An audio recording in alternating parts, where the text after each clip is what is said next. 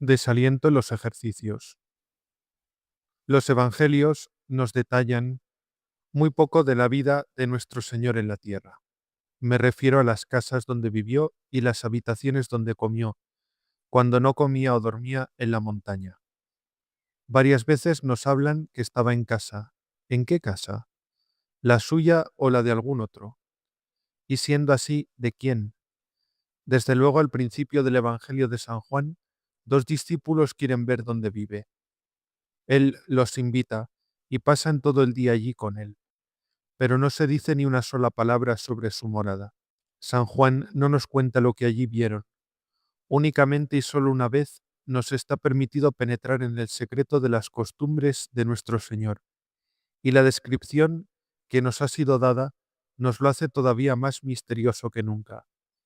Es la víspera de su pasión, y envió a dos de sus discípulos, nos dicen, y les dijo: Id a la ciudad y os saldrá al encuentro un hombre con un cántaro de agua. Seguidle, y donde él entrare, decid al dueño: El maestro dice, ¿dónde está mi departamento en que pueda comer la Pascua con mis discípulos? Y él os mostrará una sala alta, grande, alfombrada, pronta. Allí haréis los preparativos para nosotros. Unos 40 días después de la ascensión, nos cuentan que los discípulos subieron al piso alto en donde permanecían los 11. Todos estos perseveraban unánimes en la oración, con algunas mujeres, con María, la Madre de Jesús, y con los hermanos de éste.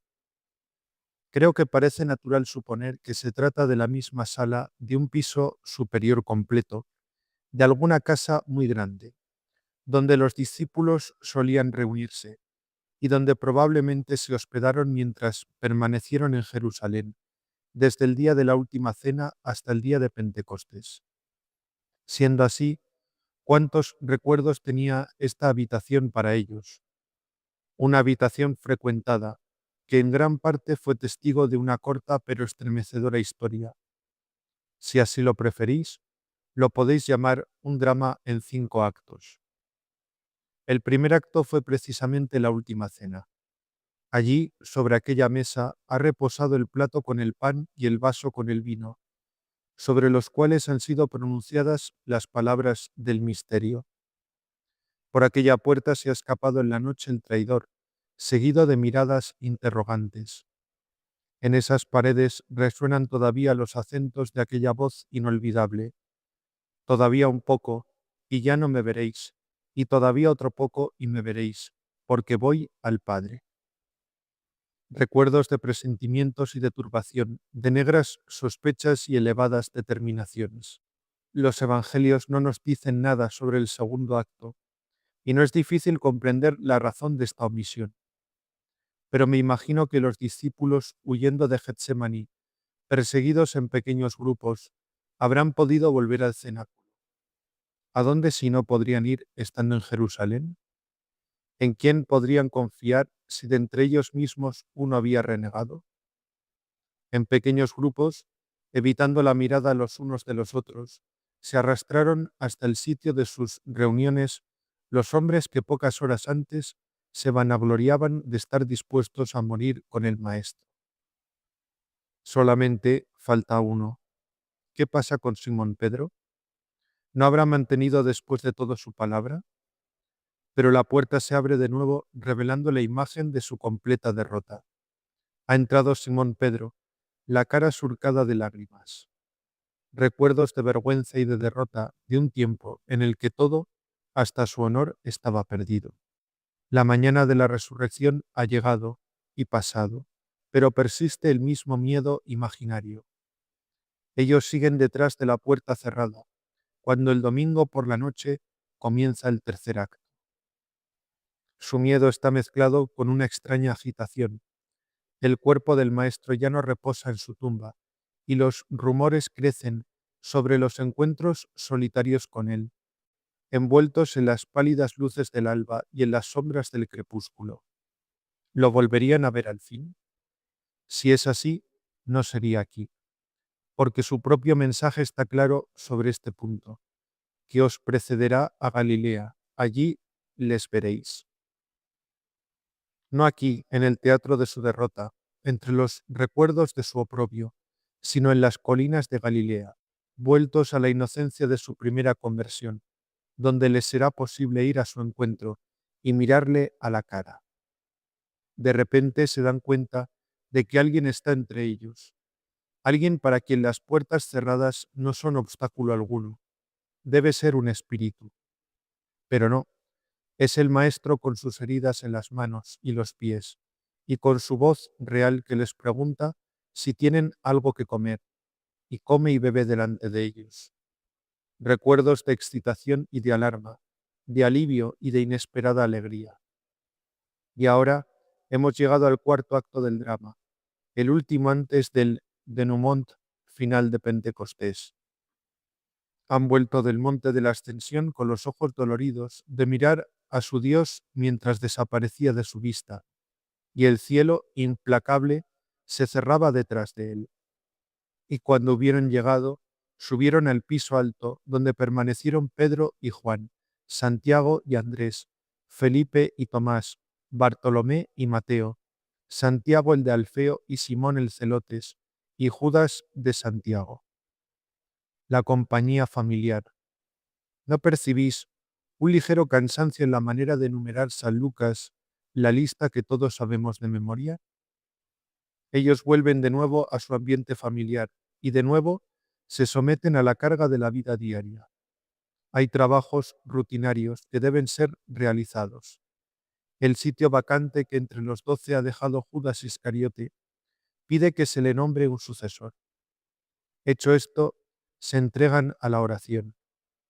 Qué triste, qué insípida les parece ahora la oración cuando ya no está el Maestro a su lado para rezar con ellos, y cuando todavía no han recibido en sus corazones el Espíritu para orar en ellos. Ya no es una inspiración viviente, sino un ingrato ejercicio. Padre nuestro que estás en los cielos. Pero el cielo no se contenta con esto. Reclama también la humanidad sagrada. Venga a nos tu reino. Pero, ¿dónde están las señales de que vendría? Los cielos se han abierto y vuelto a cerrar, y la vida miserable de la humanidad sigue su curso. El pan nuestro de cada día, dánosle hoy. Pero, ¿quién va a partir ahora para ellos aquel pan supersustancial por el cual se ha vivificado su apetito? Y perdónanos nuestras deudas. Pero, ¿dónde está aquella voz bondadosa que antes les había concedido el perdón? Qué vacías, qué desoladas nos parecen las palabras cuando la muerte o la separación nos arrebata a alguien con quien solíamos compartirlas y gozarlas. Todos los recuerdos del pasado se transforman en pena, porque aquel capítulo ha concluido. Yo me imagino que para los discípulos, aquella oración en el cenáculo les debería parecer sin vida e insípida, aunque el cenáculo fuera para ellos el sitio lleno de recuerdos, impregnado de la intensa historia de su pasado inmediato. Junto con María. Esto es lo que esperábamos. Todavía queda algo que hace del cenáculo un hogar para estos corazones desanimados. Por mucho que el cielo les haya quitado, queda todavía una prenda, un don, en lugar de su maestro, una parte, casi nos atrevemos a decir, de él mismo. Ella ha sido despojada más que los otros, sus recuerdos van más lejos, mucho más lejos que los de ellos. ¿No lo ha llevado ella en su seno, criado en sus brazos y mecido en su regazo? ¿No ha atendido ella las necesidades del Todopoderoso? ¿No ha vigilado los albores del entendimiento en los ojos del Omnisciente? Ellos le han seguido. Ella ha vivido para él. Para ellos son las paredes del cenáculo las que les recuerdan sus penas. Para ella no hay una sola cosa en la tierra que no le recuerde su pérdida. 30 años pendiente de su palabra, mirándose en sus ojos. Y sin embargo en su cara no hay sombra de desaliento. Los ángeles que le anunciaron la partida del Hijo de esta tierra obtuvieron la misma respuesta que el ángel que le anunció su venida. He aquí la esclava del Señor, hágase en mí según tu palabra. Estos 9 días entre la Ascensión y Pentecostés, la primera de todas las novenas, ¿no deberíamos recordarlos buscando la consolidación necesaria para nuestras propias dificultades en la oración?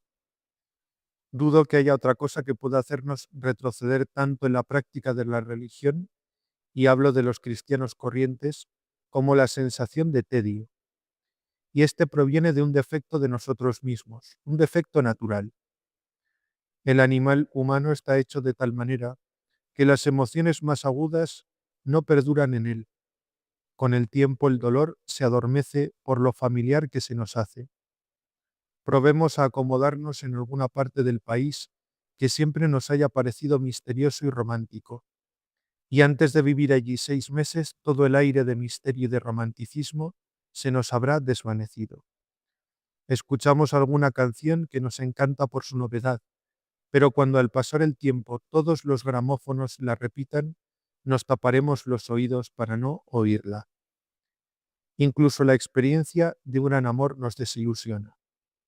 Aquí también existe la ley de la costumbre, y ningún matrimonio es una continua luna de miel. Reconocemos esta ley, pero, por cualquier razón, no creemos que se aplique también a nuestra respuesta emocional en materia religiosa. Especialmente nosotros, los conversos, en los primeros años de nuestra conversión, no podemos convencernos de que esta herencia que nos ha sido dada, con su espléndida liturgia, su sistema teológico sutilmente equilibrado, con sus devociones tiernas y refinadas, llegue a parecernos un día gastada por el uso. Pero los años pasan e inconscientemente nos piden el tributo. Somos humanos y el tiempo pasa sobre nosotros. Miramos hacia atrás en algunos momentos de reflexión y descubrimos que no todo en nosotros es igual a lo de ayer. Creo que es útil recordar todo esto durante el tiempo de los ejercicios, quizá más especialmente cuando estamos en sus umbrales. Muchos de nosotros experimentamos entonces una singular especie de depresión. Pero no importa que los ejercicios nos depriman. Se está entrando en un túnel con la esperanza de ver la luz al otro extremo. Pero si no somos prudentes, experimentaremos una angustia equivocada. Lo que nos oprime no son los pecados de que tenemos que arrepentirnos, ni las malas costumbres que tenemos que vencer. Es más bien un sentimiento de tedio como el que he descrito. Ya con anterioridad lo notábamos vagamente, pero pensábamos que todo se arreglaría con los ejercicios. Creemos que al quedarnos solos con nosotros mismos, fácilmente recuperaremos el intenso vivir de la presencia de Dios y que la oración llegará suavemente. Pero en vez de suceder esto, los ejercicios nos hacen aún más conscientes que nunca de que el pensamiento en Dios está muy lejano y la oración se convierte en un ejercicio laborioso. Pasa lo mismo con la persona que durante todo un día sufre un fuerte dolor de muelas y se promete a sí misma el alivio en la cama, para convencerse de que el dolor es todavía más fuerte estando a solas y sin tener otra cosa en que pensar. Pensemos en los ejercicios que hayamos hecho anteriormente. Habremos cogido algún libro de la biblioteca, cuidadosamente elegido para la ocasión, escrito por algún autor que siempre nos atrajo y que ahora, de repente, ha perdido todos sus encantos. Las prácticas de los ejercicios, el Vía Crucis, por ejemplo, nos crispan los nervios, nos parecen retóricos y exagerados. Las meditaciones en común no concuerdan con nuestro estado de ánimo. Pueden ser muy buenas para otros, pero nos parece que no han dado con nuestra sensibilidad. Para nosotros son palabras y nada más. Y según van pasando los días, nos sentimos completamente desgraciados. Aquí está la gran oportunidad de la gracia, y nosotros no podemos aprovecharla. Lo único de que somos capaces es de permanecer inertes, abatidos y criticándolo todo. Precisamente cuando hemos querido estar lo mejor posible, nos encontramos totalmente desencajados. Como antes dije, eso fue lo que probablemente ocurrió a los santos apóstoles en aquellos días vitales de su retiro en el cenáculo. no estaban precisamente en el mejor estado de ánimo. ¿Y cómo podrían estarlo, abandonados en un mundo sin Cristo, lánguidos, indolentes y estando tan próximo Pentecostés? A nosotros, igual que a ellos, el tiempo de los ejercicios nos evoca recuerdos. Así es como debe ser, con tal de que no desperdiciemos el tiempo en vanas imaginaciones. Las gracias que Dios nos ofrece y lo poco que las aprovechamos. Nuestros pecados están perdidos de tal manera en el pasado que el dolor de nuestro arrepentimiento quedó adormecido, y ahora, con más experiencia de la vida, posiblemente los podremos ver con una perspectiva más fiel.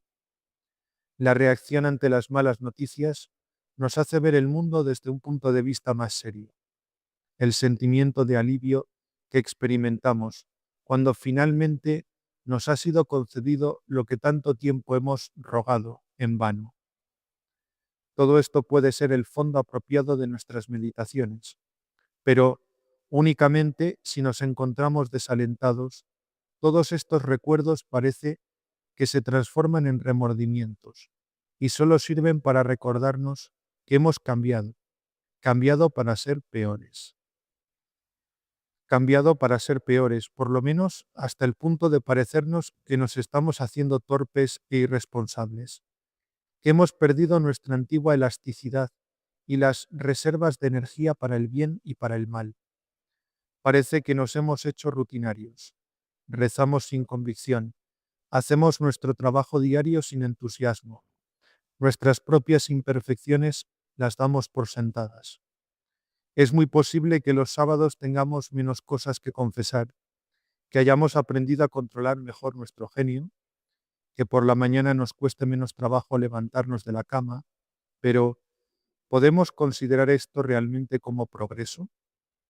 Todo parece formar parte de la rutina. No somos capaces de poner todo nuestro corazón, incluso en aquellas cualidades nuestras que pasan por virtudes. ¿De qué nos sirve entonces hacer los ejercicios si el horizonte de nuestras almas está limitado a tan estrechos confines? En el mejor de los casos, el resultado consistirá en una o dos resoluciones, aspirando a un mejoramiento puramente mecánico. Voy a fumar algo menos, me acostaré a las 11. ¿Significa esto el querer tomar el yugo de Cristo sobre nosotros? Lo que quiero recordaros precisamente al principio de estos ejercicios, lo que es enormemente importante y que nunca debéis olvidar, es el hecho de que estos periodos de amargura y desaliento no son algo tan horrible como os parece. No pueden dañarnos más de lo que nosotros les permitimos. Influencias de toda clase que no podemos controlar contribuyen a que se produzcan. Salud, edad y circunstancias. Altas y bajas hay en toda la vida humana. Somos así. Dios quiera que sean para nosotros lo mismo que para los apóstoles. Preparación para Pentecostés. Pero lo que el diablo intenta hacer, lo que Dios le permite hacer al diablo para probarnos, hace que desesperemos de nosotros mismos, porque nos damos cuenta de lo pobres que somos. Estamos siempre convencidos de que podemos medir nuestro propio progreso espiritual, controlando nuestros sentimientos sobre la religión. Esperamos de la gracia divina un aumento consciente de nuestras energías. Somos como los niños que no creen que se les ha regalado dinero, si no oyen sonar las monedas en su bolsillo. La verdad es que la gracia divina no se parece en absoluto a esto en la mayoría de los casos. La gracia divina es como dinero ingresado en nuestro banco y que nunca llega a nuestra hucha. Por tanto, no empecemos nuestros ejercicios esperando demasiado de ellos. No concibamos ideas exageradas sobre lo que debe ser para nosotros y sobre los efectos que deben producirnos. No hay grandes posibilidades de que sea para nosotros una experiencia sensacional. No os vais a inundar de luz para comprender lo que ha sido vuestra vida pasada, ni tampoco percibiréis de una manera igualmente clara cómo Dios quiere que sea de ahora en adelante. No llevarán a vuestros ojos lágrimas de contrición, ni os harán temblar al pensar en el juicio final, como tampoco os harán anhelar la muerte para ir al cielo. Hasta puede ocurrir que nada de lo que vais a oír y nada de lo que vais a leer durante estos ejercicios os haga reaccionar, o por lo menos reconocer silenciosamente: Dios mío, es verdad. Y siendo así, no os apresuréis a considerar los ejercicios y a vosotros mismos como un fracaso. No renunciéis y no os digáis a vosotros mismos que para nada sirve continuar así. Y por otra parte, no os esforcéis en una contrición dramática, considerando qué clase de personas sois, tan duros, frívolos e insensibles. Estas piadosas manifestaciones no os ayudan realmente a nada. Dentro de 3 semanas ya lo habréis olvidado todo. No. Intentad manteneros firmes y humildemente en la presencia de Dios, diciéndole que estáis haciendo este esfuerzo por cumplir su voluntad. Y seguramente habrá algo que por mediación del Espíritu Santo, Él quiere hacer en vosotros. Estad satisfechos de ser tierra abonable, que espera recibir la semilla. No sabéis lo que es y probablemente nunca llegaréis a saberlo. Puede que sea una frase que habéis leído aquí sin fijaros en ella, la que se quedará en algún rincón de vuestra memoria y que volverá más tarde, ya olvidada su fuente, y la tomaréis como inspiración propia. Estad contentos de descansar en las manos de Dios, únicamente no le neguéis nada. No retrocedáis ante ninguna idea por miedo de que pueda traeros consecuencias incómodas.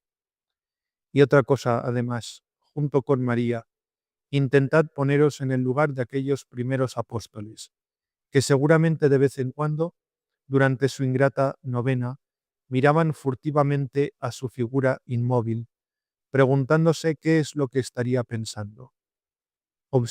Observadla siempre. La primavera de su virginidad perpetua os rejuvenecerá. Ven, Espíritu Santo, no con las manifestaciones externas, no con las lenguas de fuego, sino silenciosamente, como el calor de la primavera se desliza en la tierra estéril.